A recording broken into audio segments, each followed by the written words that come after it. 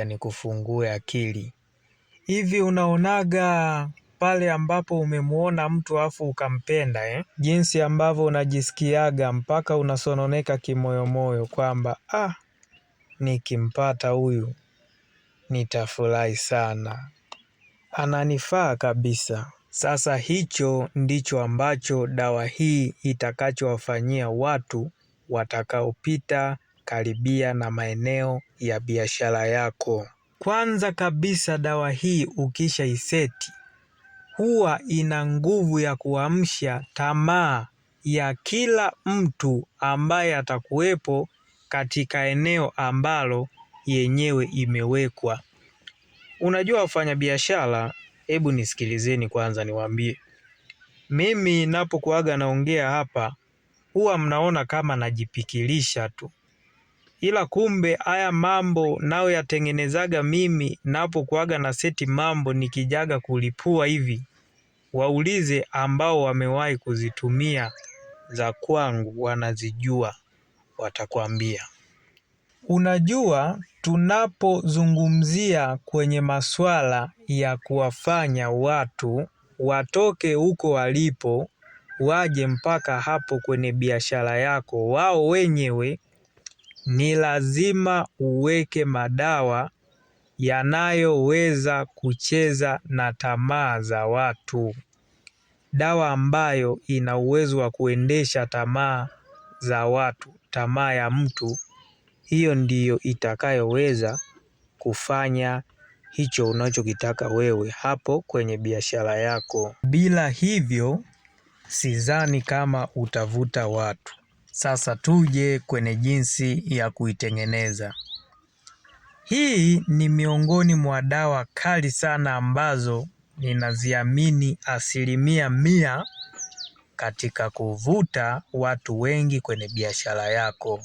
Mti huu unayouona hapa unaitwa kamgela. Sio kamgela chuma na wala sio kale kamkuki ka kichawi, maana kuna watu wengine hapa wanaweza wakatufikiria kwenye mambo yao. Kwa hapana, huu ni kamgela mti. Jinsi ya uchimbaji wake sasa, ukitaka kutengeneza hii, cha kwanza kabisa unatakiwa mbebe mchele. Halafu mnatakiwa muwe watu watatu. Mwanamke mmoja na mwanaume mmoja. Pamoja tena na mtu mwingine awe yoyote yule. Baada hapo nyinyi wote ndio mtakwenda kwenye huu mti. Mkifika hapa mtasema hivi: sisi tunaomba dawa ukatutamanishie watu waje katika biashara tunayoifanya, lakini pia na sisi tumekuletea mchele. Hayo maneno watayaongea wale wawili, mwanamke na mwanaume. Wanapomaliza kuongea hivyo, ndipo wanachimba mizizi upande wowote tu, kila mmoja anachimba. Wakisha maliza hapo, wanakata ile mizizi. Wakisha kata ile mizizi, wanaweka ule mchele. Wakisha weka ule mchele, wanafukia hayo mashimo. Wakisha fukia hayo mashimo, hiyo mizizi wanampa huyo mwingine. Hawa waliochimba hawabebi hiyo mizizi. Fuata, yani haya ndio maelekezo yake. Sasa anapewa huyu mwingine, ndio ataondoka na hiyo mizizi sasa kwa ajili ya kwenda kuitengenezea dawa. Basi mtaondoka hapo, mkishafika ndipo huo mzizi utaanza kukwanguliwa maganda yake. Yakwanguliwe maganda yake vizuri kabisa. Mtayakwangua maganda yake, hiyo mizizi.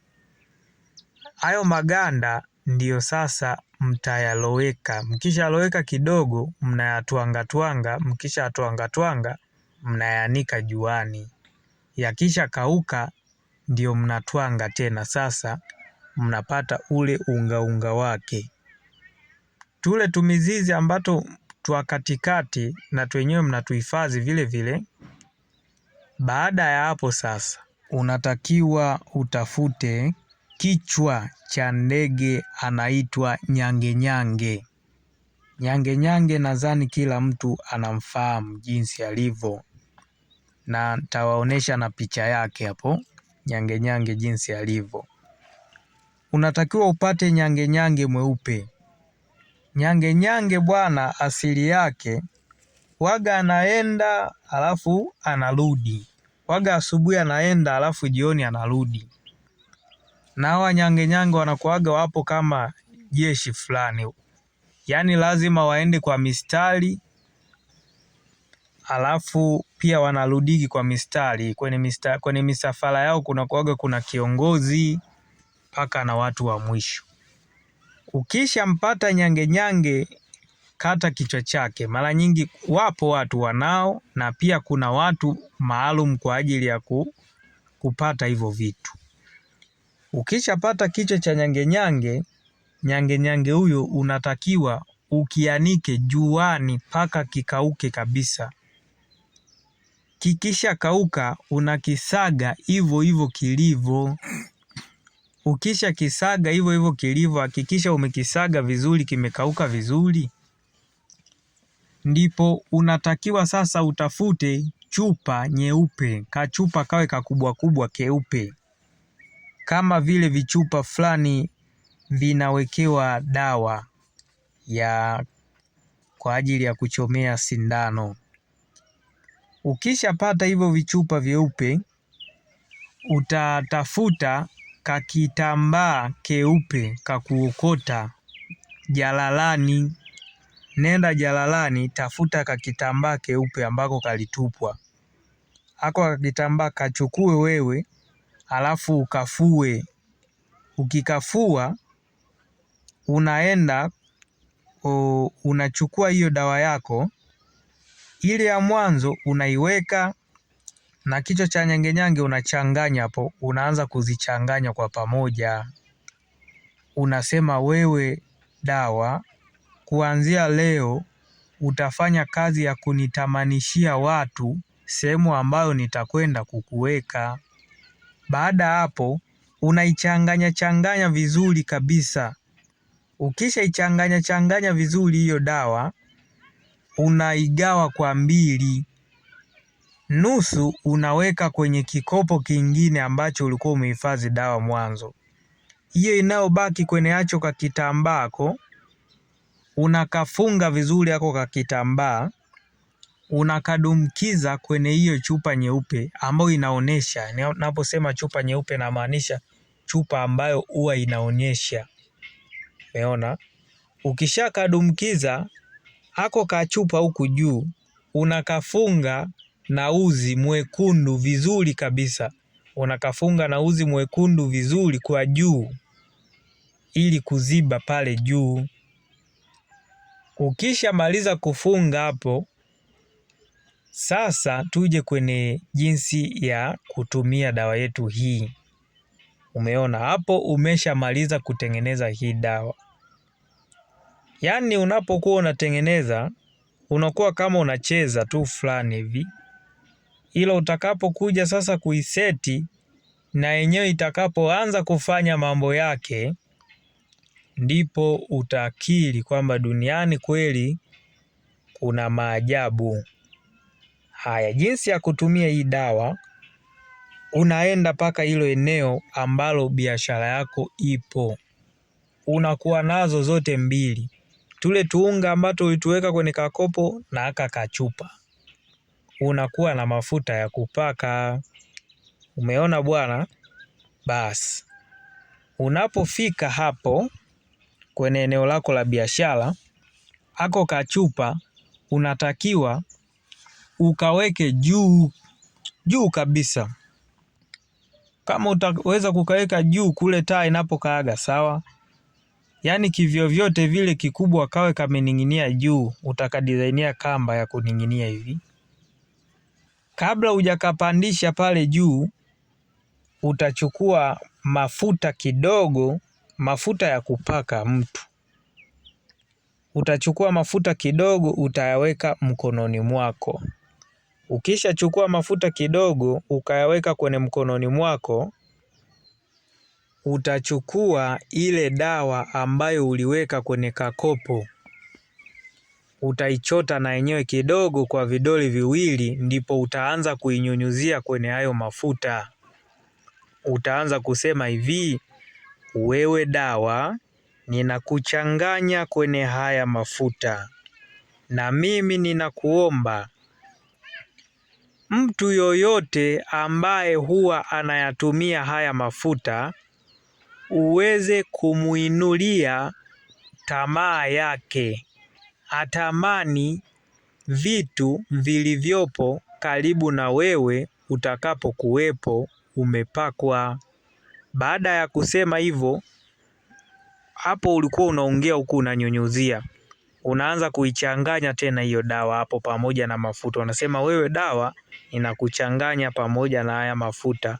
Haya mafuta huwa wanapaka binadamu, na mimi nataka uingie kwenye akili za binadamu wote ambao watapita karibu na wewe ambapo utakuwepo. Unapomaliza tena kuchanganya hapo kwa kuongea hivyo, ndipo unaichukua ile chupa, ndo unaanza kuipaka sasa haya mafuta ambao umechanganya na hii dawa, ambao ndani ya ile chupa kuna dawa tena. Unaanza kuipaka ile chupa haya mafuta yenye dawa, huku unasema hivi: wewe dawa, ninakupaka kwenye hii dawa. Ninawapaka watu wote ambao wapo karibu na biashara hii hapa ilipo. Ninawapaka watu wote ambao watapita karibu na biashara hii hapa ilipo. Ninakuomba, jinsi ambavyo watu wote lazima wamepaka mafuta kwenye miili yao, ndivyo wewe uwaingie kwenye akili yao na uinue tamaa zao, waanze kutamani vitu vilivyopo humu, wavipende kwa kupitia ufahamu wao wa akili ambao unaongozwa na wewe dawa. Uwavute watu wote ambao wamepaka mafuta. Dunia nzima hakuna mtu anayeyachukia mafuta. Kila mtu anayepita hapa kashaoga, kashapaka mafuta na kajiona kapendeza na kaja hapa.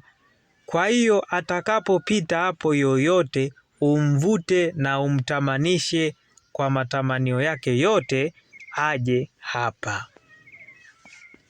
Ndugu yangu, baada ya kufanya hilo zoezi hapo umemaliza. Kaa tu uanze sasa kuona maajabu. Basi najua utafurahi sana. Utafurahi sana. Tengeneza dawa hii, utafurahi na utanishukuru sana. Ndio. Karibu tena Tiba za Asili Afrika, ili uendelee kujifunza na kupata masomo mbalimbali. Kama utahitaji dawa hii, zipo ambazo mimi nimeshazitengeneza. Nitumie meseji WhatsApp, tuwasiliane, utazipata popote ulipo. Ndiyo, asante sana, natumai umepata elimu, tuko pamoja. Kama kuna swali, karibu.